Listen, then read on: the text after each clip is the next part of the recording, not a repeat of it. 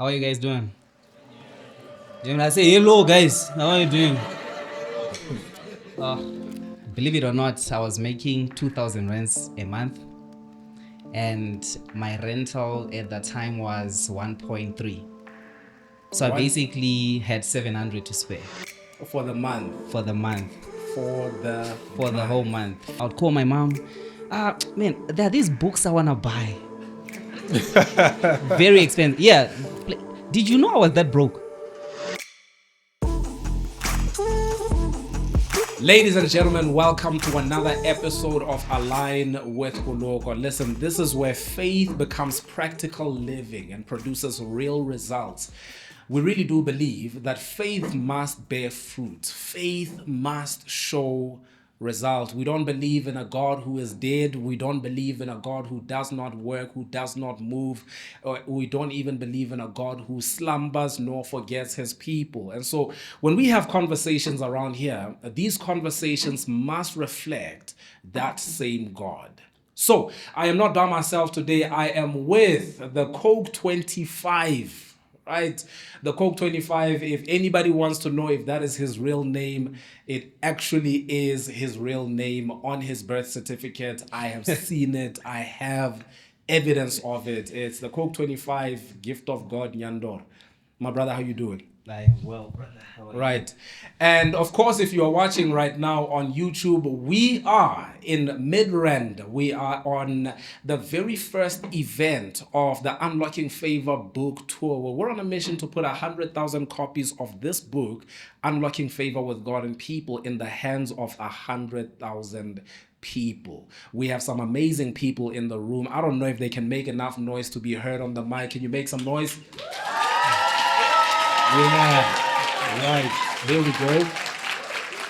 Yes, yes. So apparently they can. Apparently they can. And we're going to be having this conversation in the room, right? We're going to be having this conversation in the room. If you're watching on YouTube, really what's happening here is that you get to listen in on a very intimate conversation that's taking place here in this room. Now, Coke, what I want to do is I want you to introduce yourself so that I don't sell you short. I want you to tell everybody in here who you are, where you're from, what you've done, and just whatever it is that you think they need to know about you. You've already told everyone where I'm from. I was going to skip that part, but okay. Hello, guys. How are you guys doing? When I say hello, guys, how are you doing? Right, guys, my name is Gift. I go by the Coke 25 online. So I make content. There is nothing special about me. I make comedy videos, reactions. Some of you guys have seen it. If you haven't, I don't know what you're doing with your life, but yeah, that's what I do. Basically, I'm from Zim. I stay here. I came here studying. Now I'm done. Now I just make content and make you guys laugh. That's basically it. Yes, sir. Yes, sir. Now, here's the deal, right? The reason why I want to have a conversation with you is because most people will look at you and even you will say about yourself, I just make content, it's nothing special. But the reality of it is, you are not just making content. You are making content to about 4 million people every day, right? That's different. That's different to I just make content. Some of us make content. We don't make content for millions of people per day.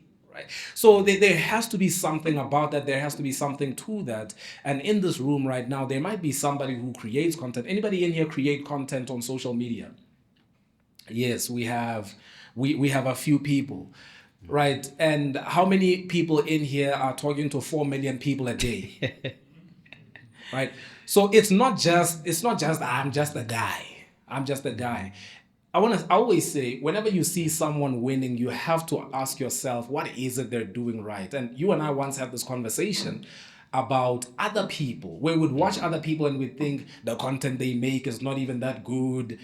And you would see that they are winning. They're winning. You can have whatever opinion you have, because we have this culture today where people want to tell people who are winning how to do what they're winning at, right? You have people who want to tell billionaires how to make money, We have people who are trying to tell doctors how to do their job, entertainers how to do their job, people who don't do anything. And perhaps a part of it, a part of what's to blame is this phone that we have. But the conversation I want to have with you is how it is that someone starts where you started and gets to where you are right now, right? Now we can have a little conversation about where you actually start. When you and I met, where were you? Or do you want to take it a little further before that?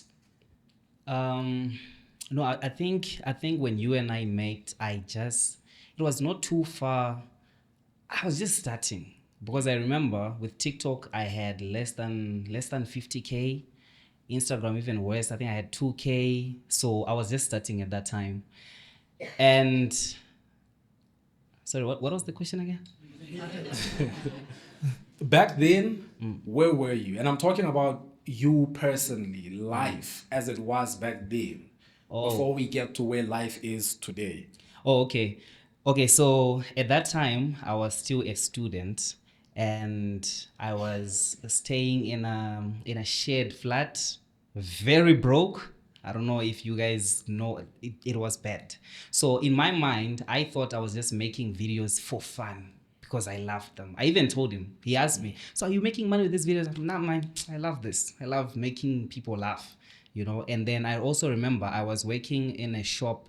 There's a Chinese store in Pretoria Central, and I was working for those guys. So anytime out during the day, I'll be there. In the evening, that's when I'm studying. That's when I'm also making my videos. So you can imagine waking from 7 in the morning to 5, come back home, start studying, make videos. So that was basically my life. And what were you earning when you were working at that shop? Ish. Believe it or not, I was making 2,000 rands a month, and my rental at that time was 1.3. So I What? basically had 700 to spare For the month. for the month, For the for the month. whole month. Fortunately, I wasn't buying data. So where I was staying, they allowed me to use the Wi-Fi for free. So if I was buying data, Yeah. amen. And you see, so, and I'm glad you said that, because where I want to take this conversation and really using your story in Unlocking Favor with God and People, I talk about the power of resourcefulness, which is just the simple idea of taking what you have and making the most out of it. That just the little that you have right now, without obsessing over what you don't have, what you wish you had, just using what you have. And at that time, as you say, you had access to Wi-Fi that you could just use, and you had a phone. I still remember the phone, right? Yeah. You had a phone. It might have been like iPhone 4, iPhone 2, something Yeah, like iPhone that. 6. But iPhone 6. it had, by the way, it had different parts. I know that phone. If you say it didn't, I know it had different parts. So this part was from another phone, that button was from another Yep. phone, to put it Yep. together and just make it work. Yeah. But with that phone, you continue to make content. With that phone, you continue to do what it is that you are doing today. So, what I want you to speak to, and I want you to have a conversation with whoever it is that's at that place right now, where in their lives, they're not exactly sure where to get started. They're not exactly sure what to do. And maybe their thing is not content, right? Their thing might not be content. It might be whatever else. Your thing was content. Yeah. And you used what you had. At that time, did you think that it would become what it is today? Not even a day. I didn't. And at what point did you start thinking that, oh, maybe I can be something. I can make something out of this. To be honest, with me, so for context, I was studying law, but it's not because I loved law so much. That's my father's dream.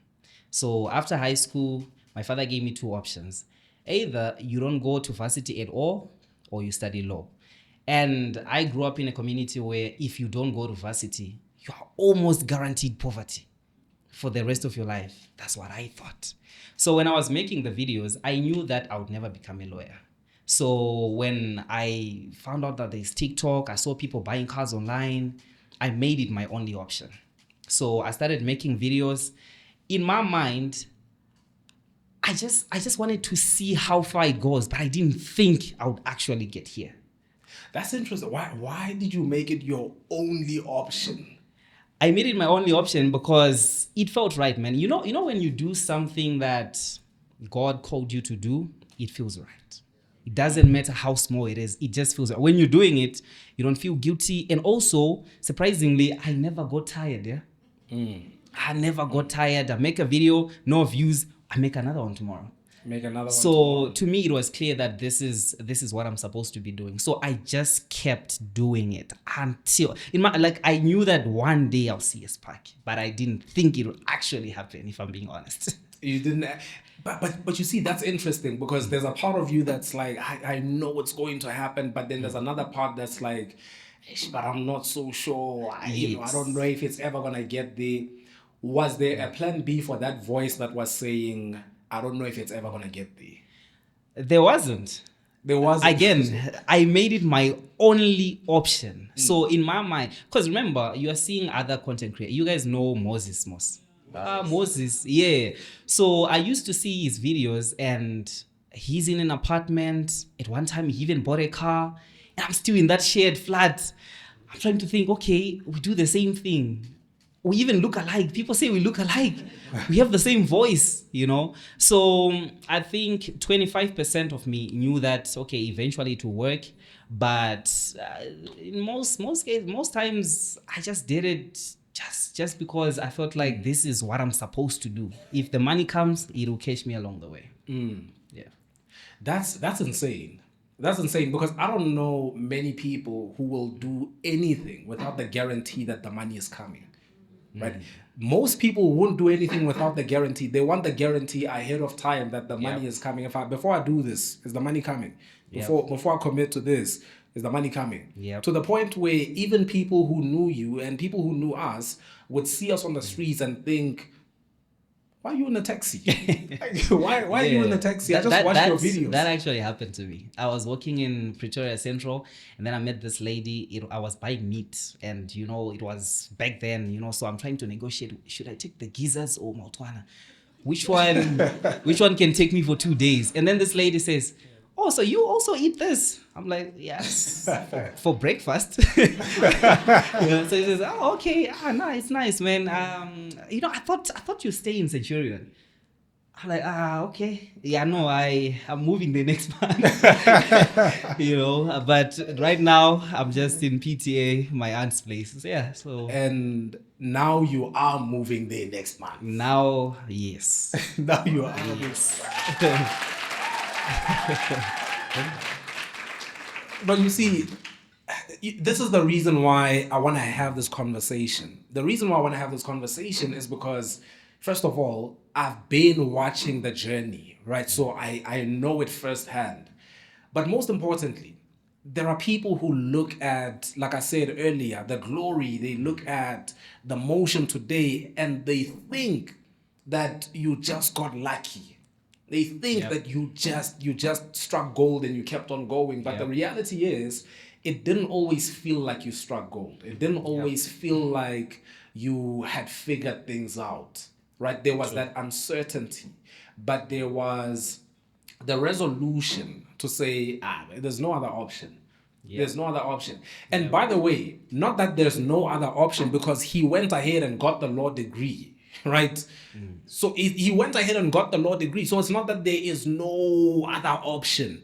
It's that, like he said, he didn't give himself another option. Yes. And that's a very different place to be. Because some people are in a position where they feel like life didn't give me any other option. But then there are people who the only way that they actually win is by them saying there is no other option. True. If this doesn't work out, we are not doing anything else, and I am okay with that. I'll be at peace with things not working out for me if this doesn't work out. So that's that. So the thing that I want to understand in your journey now, in your story, is from things not or seemingly not working out, looking like they're not working out, to things now all of a sudden coming together, all of a sudden beginning to fall into place. When that happens, how do you make sure that Coke doesn't go back to that shared flat? Right? How do you make sure that you don't find yourself in that shared flat? And I'm not asking about what is your financial plan. I'm not asking about any of that. What I'm asking is, what did you learn in this journey that makes you confident that no matter what happens, you can always figure it out again? Okay, so I think with that, I think so. I struggled for so long, guys. I started making content in 2020. 2020, COVID, it only started working out last year. So you can imagine how long that is. So that time comes with maturity. It comes with skill, it comes with experience. I could do this. If I lost all my pages today, I can build them up again tomorrow. So basically it comes with maturity, the experience. I know how to do it again. Now I'm older, I'm not shy. I'm not gonna wait for iPhone 17 to start.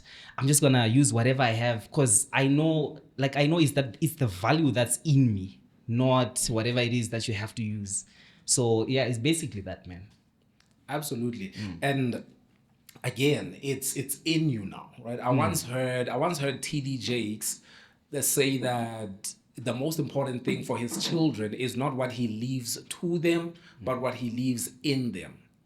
And it's the simple understanding that people can give you stuff, people can give you money, I can give you this and that, but at the end of the day, if you don't have anything in you, it'll only be a matter of time until you lose what you have, the stuff you have.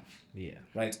So in moving forward, what has changed in the way that you dream? Because now, back then, when you don't have anything, you just want to have something. Yeah. Right? You just want to have something. And I don't know how many people in here can relate to that, but there are times when you don't have food and your prayer to God is, I just want food. I just want something to eat. I just want to survive the day. And then there comes a point when you have to understand that life is bigger than that. Life is bigger than just survival. Life is bigger than just getting by. And I want us to normalize this. And I want us to normalize this, especially as believers, to not frown upon people who have big dreams, to not frown upon the big dreams that we personally have, to not frown upon ourselves desiring more. You don't get to do what we are doing here today, the experience that we are having here today at Courtyard Hotel, if you don't have the resources to do it and all of that. And so when we ask God for more, when we say we want more, we have to be confident about that. We cannot be shy about it. We cannot be afraid of people looking at us weird, because why? As a Christian, shouldn't you just be happy to have Jesus? Listen to me. Listen to me. Jesus doesn't mind. He doesn't need food where he is right now. He will sit there and not eat with you, right? You will sit there in the room starving, thinking that as long as I have Jesus, it's enough, and that body will begin to just run down. But that's the point I'm making. I want to just preface it by saying that there is nothing wrong with putting yourself in a position where you want more. You have to want more. You have to want better. There's nothing wrong with desiring it. There is nothing wrong with reaching for it.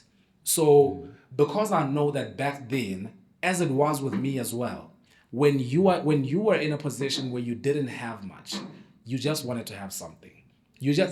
As a matter of fact, you just wanted to have a small little apartment to yourself. That's all you wanted for yourself. Yeah. Now, at this stage, with the way that things have progressed for you, how are you dreaming now?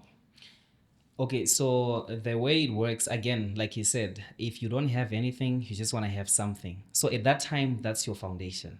So the moment you get something, so just to make it a small example.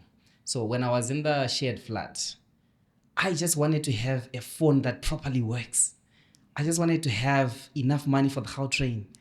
I wanted to have enough money to buy 2 kg beef. By the way, I had to force him to take a whole train because Oh, I was yeah, like, no. I promise you, it's not that expensive. Just try it, right? Yeah, no, I had to force him to I do thought it it. was expensive. And instead of telling me he thinks it's expensive, he would say to you, "I'm not a train guy," you know. And That's true. That's true. That's true. But yeah. So yeah, at that time, all these things, like, because remember, I'm living in a house, I'm paying rent. That's my foundation at that time. So the moment you start getting a little bit of resources, a little bit of money, whatever stage that it takes you, that has to be a new foundation. So right now, I'm able to. I even bought a car, by the way. Yeah. Now make sure.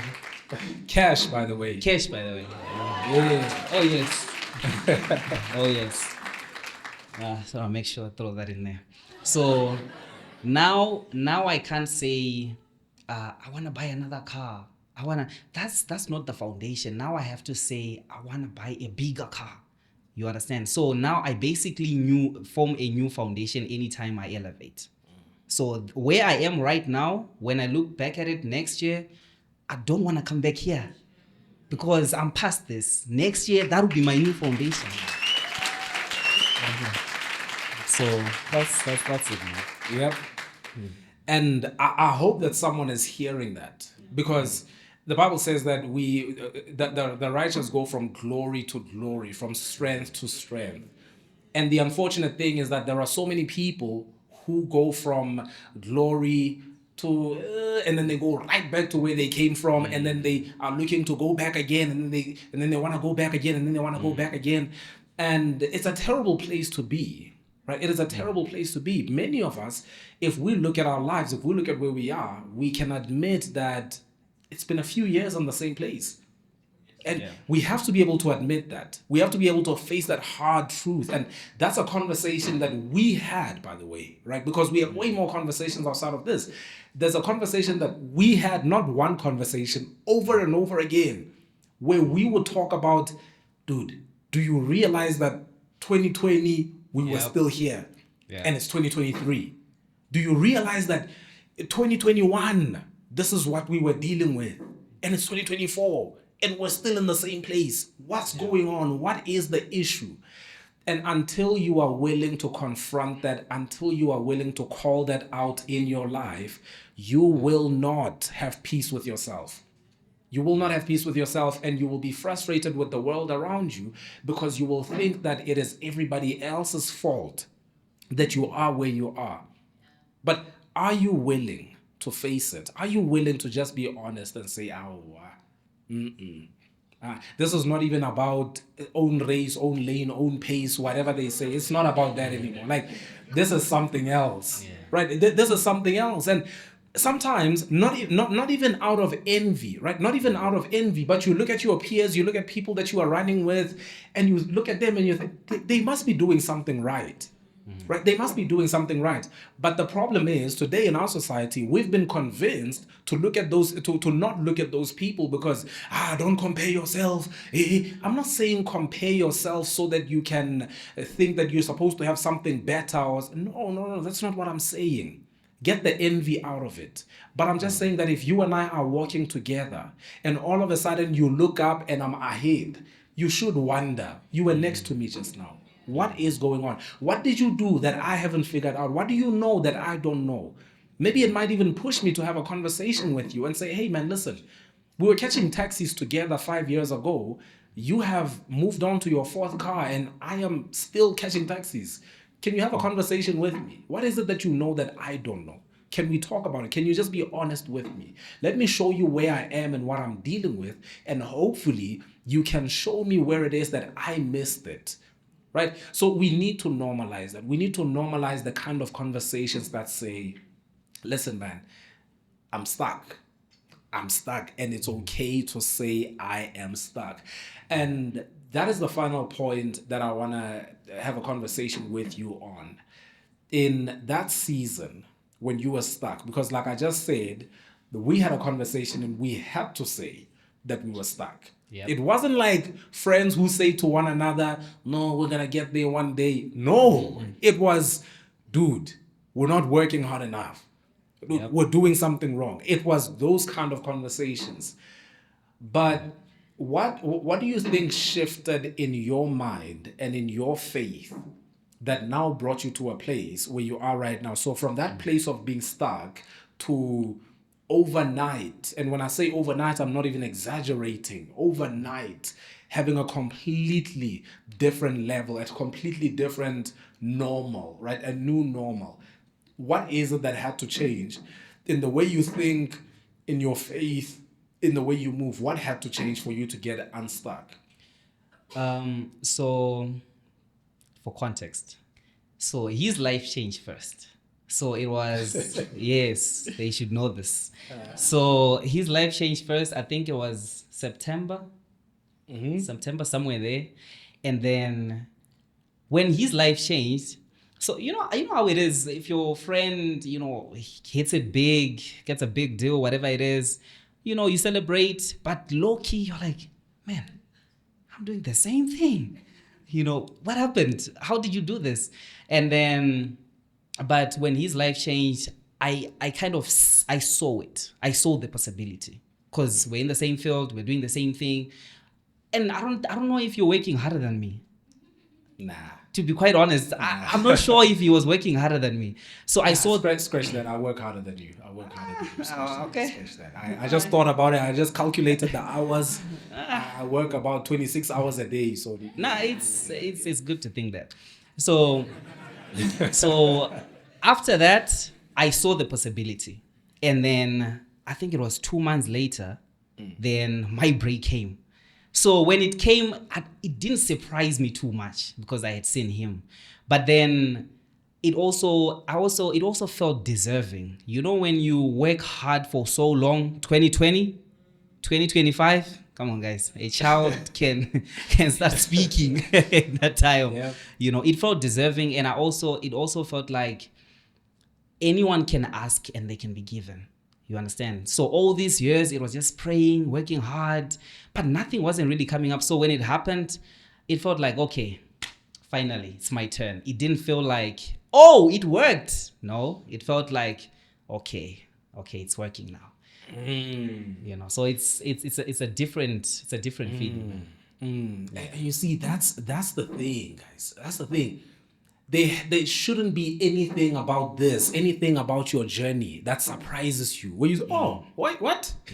I bought a house. I never thought I would buy a house. Where you are right now, I want you to understand that your life will not work that way. It will not work in such a way that you say, oh, I never thought it could happen for me. You have to think it'll happen for you. You have to believe it'll happen for you. You have to believe that God will not count you out. You have to believe that the same grace that is extended to others can be extended to you. Right? And I remember saying this to him last year, that there was a moment when we had a conversation about a moment of breakthrough that happened in my life. And I was saying to him, I called him, I showed him something, and I was saying to him, dude, do you know what's possible now? Like, do you understand what's actually possible for us? And in that moment, you realize that there is something in him that leaps, and that something in him is like, oh, what? This whole time I've been thinking that it's out of reach, but it actually is within reach. And that's why when you're in a place like this, you have conversations. And as you have conversations and you hear that this person went through this and they made it out, and you say, oh, so it is possible. I'll say, okay, so I can do it too. I can also get out. So I need you to understand that this kind of grace that we speak of, this kind of grace that we walk in, it is not for some and not for others. As you sit in this room right now, some of the stories that you hear, the testimonies that you hear, there has to be a mental shift in you. I mentioned this on the live stream yesterday, but I had a conversation with a friend of mine who's a doctor, and I was just fascinated by this idea of placebo effects. And I was saying to her, how come some people drink fake medication and they get healed as if they had the real medication? Like, how does that actually work? And she was saying, actually, what happens is the moment they take it, because they were told what's supposed to happen, the body starts to react as if that's happening because of their anticipation, they're expecting that to happen. They're expecting the medication to start working. And so their body starts responding even though there was no medication. So really the body is responding to belief. The body is responding to what they think and how they think, what they believe. And so I'm telling you now that your life, your whole entire life is responding to what you actually believe. So what do you believe? What do you believe is possible? Because right now, every single one of us, without missing a single person, your life where it is right now, it is responding to what you believe, not what you claim to believe, not what you think might be possible because you saw it somewhere else, but what you actually believe. So, what do you believe? When we had that conversation, and for him there was a shift, and all of a sudden he fully believed that this is possible, it did not take a long time. Listen guys, when we say it did not take a long time, I mean it was his car is still fairly new. It was bought in January. January, yeah. In January, and it was in October that he said, I want to get a car and I want to start saving for a car. You tell me who saves up for a car in October, November, December, and they go ahead and get one. But there had to be a shift, right? There had to be a shift in what you believe is possible, because your life is moving in the direction of what you actually believe, right?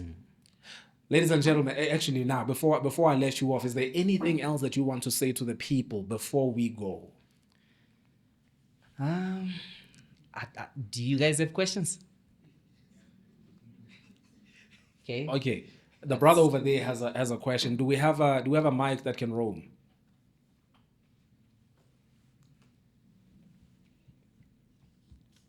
Hey, let me just stand up. If I didn't stand up, bro, it sounds so like, as he said earlier, people they see the glory than the. You know, almost say struggle. Yeah, man. Ngiyakuthola ngendaba ye-content 2000 mo-China kuzenini yabo. Ngicela ukubalance bafu. Like, okay, I'll make an example. Like now I'm still young, I don't have kids, I'm staying alone. Like literally, okay, right, man. Like literally, I can say I'm making like some, for example, let's say 8K a week. Damn. I tend to struggle somewhere, or it's because of izinto engizifake etafuleni that I wanna cover at the same time. Is the like we have got family. Like I know from my dad is from Zim also. Like we have to support family. You've got a girlfriend, maybe. What things that did you cut? Were you focusing on the growth? I think someone is following me. Because 700, like a month. Like even if you don't have a girlfriend. Like, even if you don't have a girlfriend. Because we know like we know James. Like, your mom, is your family well taken? It was only you alone. Because even if it's you alone, like, is there anything maybe, like, when I was saying I'm a jack of all trades, I focus on the same thing, but today I'm here. I want to make money. I'll make money here. You know, I see opportunities. I see other things. Is there anything that was supporting you? Maybe you understand my question, because this 700. This man is 700. 700 is not. Okay. Yeah, like it's something You know, amazing. it's just Okay. not. Okay, so your question is, was I getting support, and what did I have to cut off? Okay, so what used to happen was, so my mother stays here. She stays in Joburg. So I moved, at first I was staying with my mother, and then I went to Pretoria for studying, and then that's when the struggle started happening. But guys, you know, there's this pride. Even if things are bad, you don't want to tell people back home that things are not good, because it was my decision to go stay in PTA. So every now and then, but it would happen like maybe like once in 4 months. You know, I would call my mom. Man, there are these books I wanna buy. Very expensive. Yeah, that's the honest truth. So every now and then I would call her. There are these books I wanna buy, and man, do you have 400? And then he's like, nah, books, sure. African parents support education, sends the 400. And I know that's grocery for 2 months. So every now and then I would ask, but because of that pride, man, I never used to ask. So I just absorbed it. I just went through with it. Remember, I'm not dating. I was not capable of dating at the time. I have no one I'm supporting. It's just me. I was home all the time. You can ask him. I was home all the time. So when I get my 700, like that's literally for food. If I go somewhere, I'm with him. He comes and picks me up. I have never had to pay for anything. Like my life was so Did you know I was that broke? Yes, I know. Okay. I know. Okay. I So know. You have to remember, I had been to your place. No one lives like that on purpose. yeah, No one lives so like that it on was choice. there was literally nothing in my room. There was nothing. I even remember there was a time when we were selling your first book, so we used to just go around people delivering the book and selling the book. And then he sent me, so we did that. The following day he sends me $700 on my e-wallet. I see the money in my mind. I think, okay, maybe he wants me to buy something for him. I call him, yo, I saw $700. What's that for? He's like, nah, buy something, buy food. And then I was like, he knows I'm broke. So that 700 so today it wouldn't take me that far. But at the time, I would save it. You'd never catch me spending $200. No, that's too much. You never catch me in a restaurant. I went there for the first time with him ever since I came to SA. And I remember there was a time, I don't know where you were getting the money from. So we went to this this direction, this mall here, Mall of Africa. We went there, we bought food. And in my mind, I was like, okay, is he going to ask me to pay? Because this was not my idea. So to be honest with you, it was that bad. It was that bad. It's very few times where I've had to ask for help. Even from him, I never used to ask him. He used to just throw in, anytime I'm getting out of the car, say a young 50 rand on the center console, buy airtime, knowing very well that's 2 days meal, So it was that bad. I'm not even exaggerating. So during that time, bro, no dating, no going out. Even when I want to go home, I have to tell my mom like 4 months before, like, yo, I want to go home in December. And then she starts saving. And anytime I tell her, I would say, it's just that I don't have money. I wanted to go home. And I think my mom knew as well. She looks at you like, it's just that of course you don't have money. Just ask. So it was that bad. And I don't think I had to cut off anything. Like things were already cut off. I couldn't get anything. I didn't support no one. So I hope I answered your question. Yeah, and I think I understand what you're saying, right? Because the thing is, people have different levels and foundations, as he put it earlier, like a new normal. And there comes a point where you get to a point where you don't understand, because I can tell you now, because I've also been there, even you look back and you also don't understand how you survived. Exactly. You also don't know. Exactly. Like, it's not just other people who don't understand. You look back and you say, 700. How did I make that work, man? And I can tell you now, with me, I remember my strategy was, I knew a bunch of church families in the church. So I knew that Tuesdays is dinner at the Mazibukos. Yep. Thursdays, I schedule in the Fanemerves. That day I schedule in these ones. Everywhere I go, I come back with a takeaway. I always come back with a takeaway. Right? So it's little things like that. But it's I think it's testament to the grace of God and the favor of God that you actually look back and you don't know how you survived. You actually don't know. You want to know as well. It's like, wait, what? How did you do that? But it happened. It happened. Yep. Do we have one more question? One more? Okay. Oh Lord. Yeah, she was ready. She didn't let me finish the sentence. Yes, please, if you could stand. Hi, my name is Ayanda. So I just wanted to ask, because yeah, you were on this journey, right? And you started like doing content and all that. Did you like had to? Did you have to like get rid of the fear of what your parents are gonna think, what other people are gonna think? Cause I also live with my parents, so is it something that you like thought about? Would maybe you're gonna disappoint your parents, or because you didn't really venture into what they wanted you to go into? Yeah. Okay, so that so when you choose a different path from what your parents want, you automatically become a nonsense absorber, right? You have to take everything. So I remember, so what I used to do, so my dad is in Zim, my mom is here. So when I started making the videos, my dad called my mom, and then he asked him like, "Yo, I see this boy is making videos now. Is this what he wants?" My mom asked me, and I played it off. Like, videos, that's just for fun.